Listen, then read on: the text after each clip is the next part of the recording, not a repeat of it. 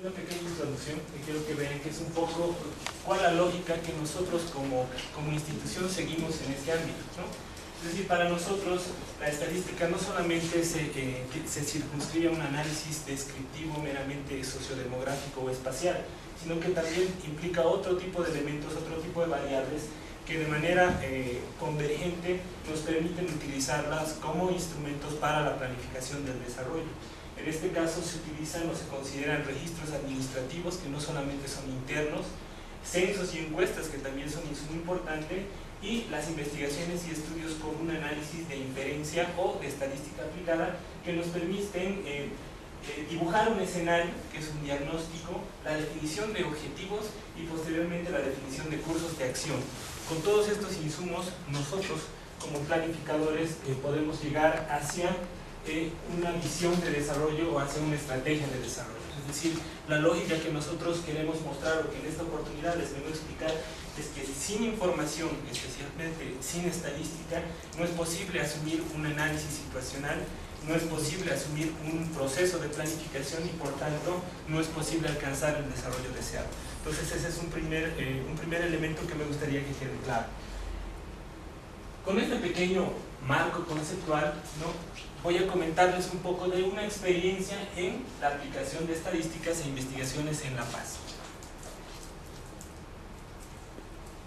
Algunos elementos generales que van a hacer esta explicación tienen que ver un poco con la conformación o la división político-administrativa del municipio, ¿no? El municipio de La Paz está organizado administrativa y políticamente en 9 macrodistritos, ¿no? En total son 23 distritos, 21 distritos urbanos y 3 distritos rurales, ¿no? Y básicamente la distribución de la población a nivel de distritos tiene estas características.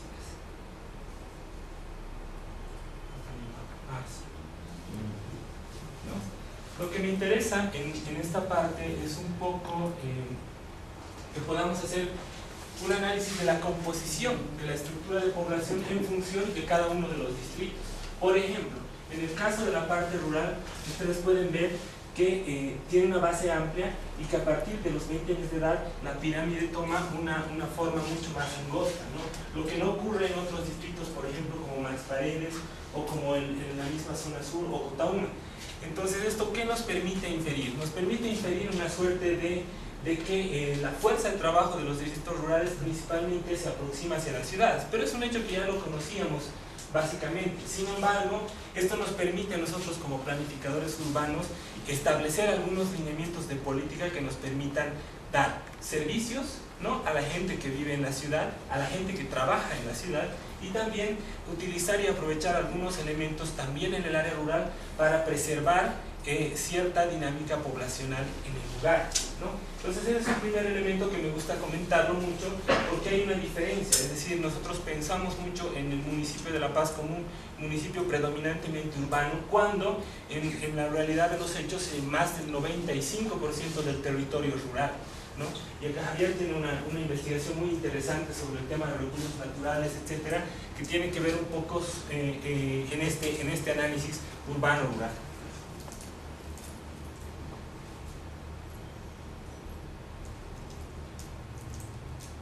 Esta es la pirámide poblacional del municipio respecto a Bolivia, ¿no? Ustedes pueden ver en la parte posterior, detrás de la pirámide en colores más oscuros, se encuentra la composición, la estructura poblacional del país, y por delante tenemos la estructura del municipio de La Paz.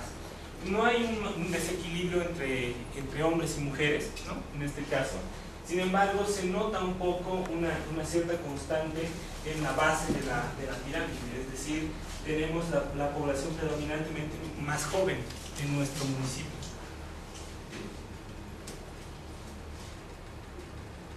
Algunos indicadores demográficos, ¿no? Por ejemplo, está el tema de población, y bueno, no sé si me pasé muy rápido, un poquito para ganar el tiempo. Es interesante analizar, por ejemplo, la tasa de crecimiento intercensal, ¿no?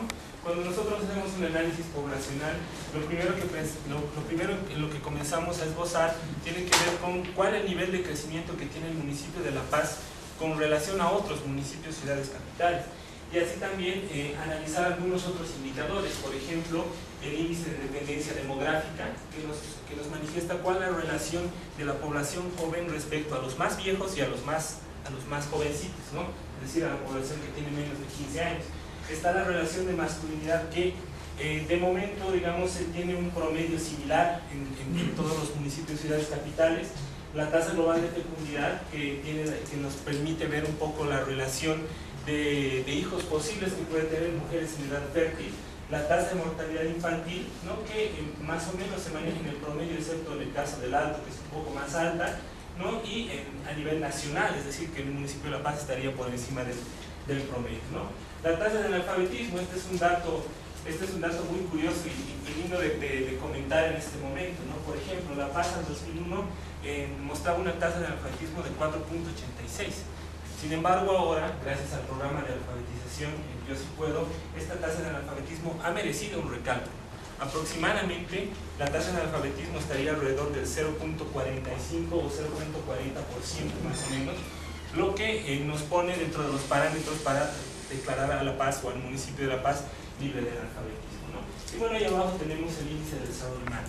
Cada uno de estos parámetros nos permite obtener cierto nivel de información, principalmente con el enfoque hacia la política pública, ¿no? Es decir, estos indicadores nos dan una idea del estado de situación del municipio para poder emitir algún tipo de acción estratégica. Vamos a ir entrando más en detalle. La densidad poblacional. El tema de densidad poblacional, verlo así por sí solo, no dice mucho. La única relación que nos muestra es la relación que existe entre el número de habitantes sobre un determinado espacio territorial. Sin embargo, hay otros indicadores que nos pueden dar mayores luces de alguna acción o política pública que podemos realizar.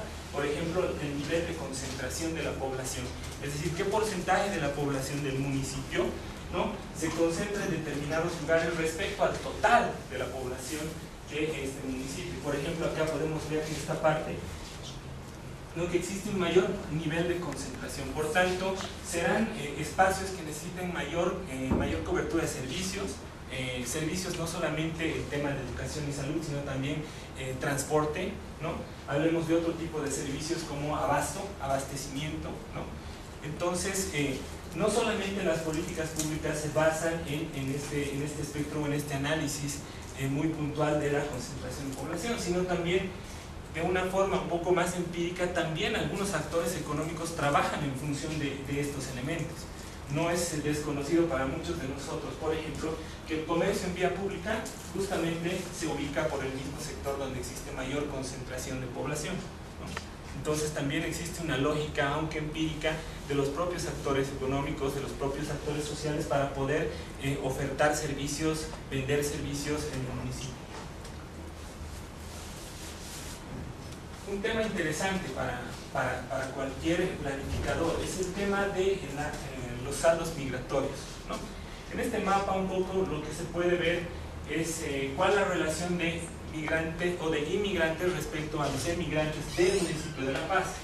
Ustedes pueden ver que nosotros como municipio tenemos un saldo negativo en términos de migración, y la mayor cantidad de gente que sale del municipio se ubica, si hablamos de migración interna, por supuesto, se ubica en zonas de colonización, es decir, en la parte norte del departamento de La Paz, se van hacia el norte del país, ¿no?, y también hacia la parte central de lo que es Bolivia, ¿no?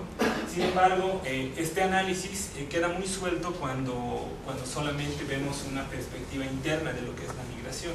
Justamente la investigación a la que hacía referencia Javier nos permite tener algunos elementos adicionales para ver cuál es la situación de esta gente respecto a una migración internacional, es decir, las capacidades que tienen y el tipo de personas que van a emigrar del país y por qué razones, ¿no? De manera muy rápida, algunos de los hallazgos en ese entendido son que la mayoría de la población que sale es relativamente joven, normalmente son hombres, ¿no? Y la principal razón son la búsqueda de fuentes de empleo y oportunidades para mejorar sus condiciones de vida, ¿no? Entonces podríamos nosotros definir como que un paso intermedio para una migración